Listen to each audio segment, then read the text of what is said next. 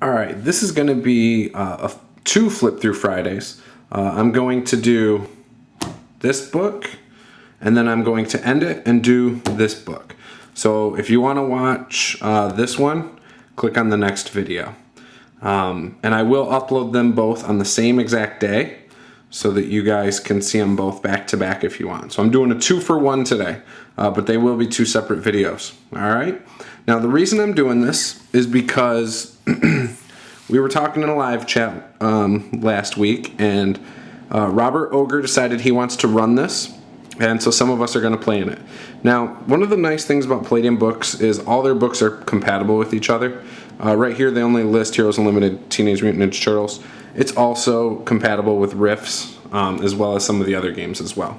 So let's get into this. Palladium Books, Ninjas and Superspies by Eric Woodsick. Okay.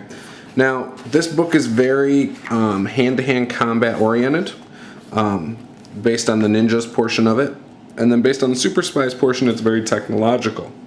However, it's dated. This technology dates back to the 90s. So it's not the most up-to-date stuff. So if you were going to play this now in a modern setting, you'd want to tweak some of the technological gadgets. Maybe use like stuff from online or things like that. Now, this game does work just like the other ones, like I've said in other videos. It's you have the 8 attributes, you have active offense and defense. You do select a lot of skills. Character creation can take a long time, so just to prepare you. Now, it is very, with the martial arts, it's very like China and, you know, like Asian oriented. It doesn't talk about all combat styles, doesn't have jujitsu or anything like that, but it has a lot of different styles. Now, this book by itself does give you different like abilities. So for instance, Chi. Chi is not in any of the other books. It's not in Heroes Unlimited or anything like that. It's only in this. And some of the things in here are extremely powerful. So it's something to keep in mind.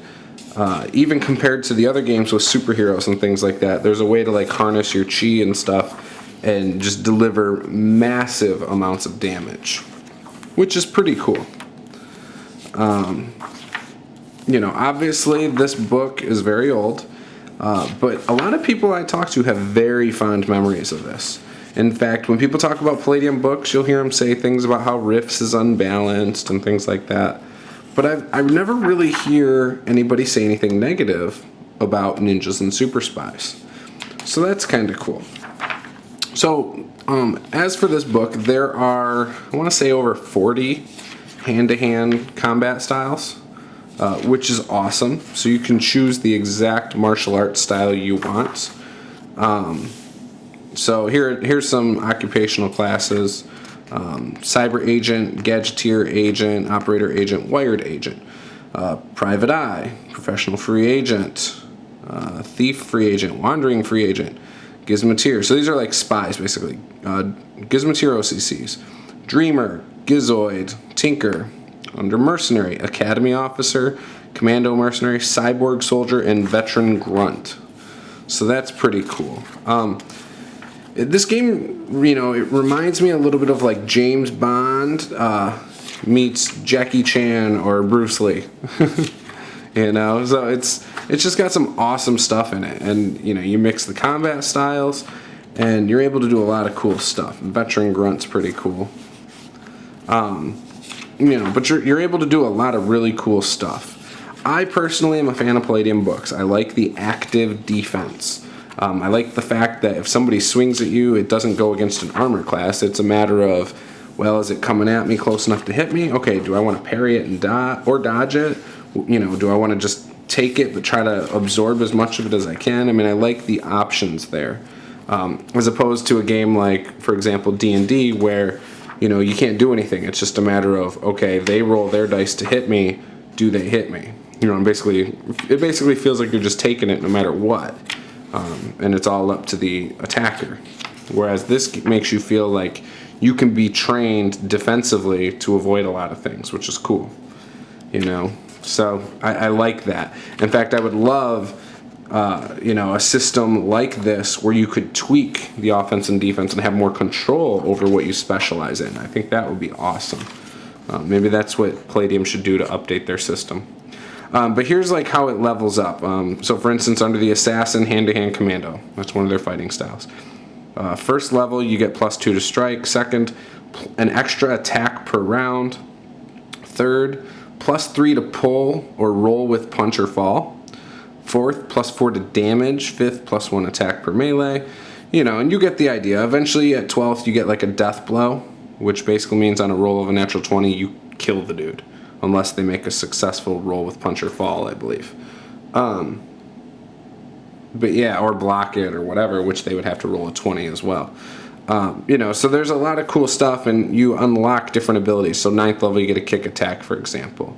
10th level, you get a critical strike. You don't just get these things. You have to earn them as your character, levels up in their fighting style. So these are all like the fighting styles. Drunken style of Kung Fu is awesome. I just like the idea of imagining the drunken style. So like I said, tons and tons of fighting styles. Now some of these, if you were to substitute them into Palladium Heroes Unlimited, I think take up to 4 skill slots, which normally basic is automatic, I believe. Expert and martial arts are 2, and I think assassin is 3. Whereas some of these are like 4 skill slots. And that's if your game master will allow it. Like I said, some of these are extremely powerful and can unbalance an SDC game. However, if you're just playing Ninjas and Super Spies and everybody's using these things, it's awesome, and there's no reason to say, no, you can't have something, in my opinion. Martial arts powers. So here's where you get into using some of the chi and things like that, and abilities.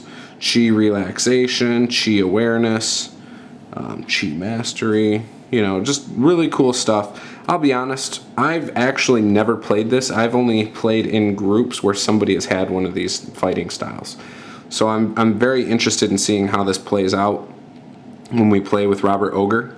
I think it'll be a lot of fun, and I can only imagine how the RPing's gonna go. So it'll be pretty interesting. But yeah, they got combat rules for cars, because you're obviously dealing with spies and stuff too.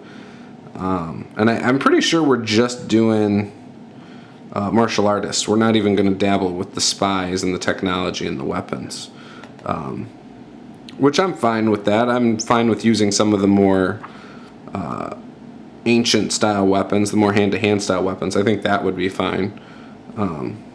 But for fun, the Kung Fu stuff, I think that's the main reason we're going for a Kung Fu feel. So here it is, talking about combining martial arts with Heroes Unlimited and Teenage Mutant Ninja Turtles. So it talks about how to do that. Martial arts and riffs, so they tell you how to combine it there. So just cool stuff. I'm like I said, I'm really looking forward to doing it, and I can't wait. I really can't wait. Here's a character sheet. Looks like a lot of stuff. It is, but when you go to create your own character for any Palladium games, take a blank sheet of paper and start jotting stuff down, because as you take certain skills and things like that, you'll adjust your attributes and other things. So if you're gonna, just my little quick tip, if you're gonna create a character for Palladium Books, do it on a blank sheet of paper first, and then when you got all your math and everything figured out, then put it on a character sheet. So, but yeah, that's it for this edition of Flip Through Friday. If you're interested in checking out the other one, 41 martial arts forms. If you're interested in checking out the other one, click on the next one, and So, hope you enjoyed this. Let me know your thoughts. Maybe you've played this game before, or you are planning on playing it, and let me know. And if this looks like a game you might be interested in playing, come join the Tabletop RPG one-shot group on Facebook. It's just facebook.com/tabletop RPG one-shot. There's chances to play in games like this and many other games, anything that people are sharing. We have about 100 members right now, and growing. It's still fairly new. It's only been in existence for about a week, and we've already seen many games go off without a hitch, and it looks like many more are in the works. So get over there, join it. Don't post videos. Try not to derail, threads about other games. Let it stay about what it's about. The original poster of each thread will talk about a specific game, whether they want to run or play in it. And if you agree, if you want to, comment below it. If you know that the game they're talking about or whatever is not a game you want to play in, don't comment. There's no reason to get it into side conversation. And if you have a question about the game, feel free to ask. Maybe you're not sure, so you want to find out more about the game. Ask. That's all you got to do. But keep it on topic about finding games. That's what it's about. It's about us being able to put up or shut up, because we make these videos about games, but not a lot of people are actually playing them on here. Let's get in there and play some games.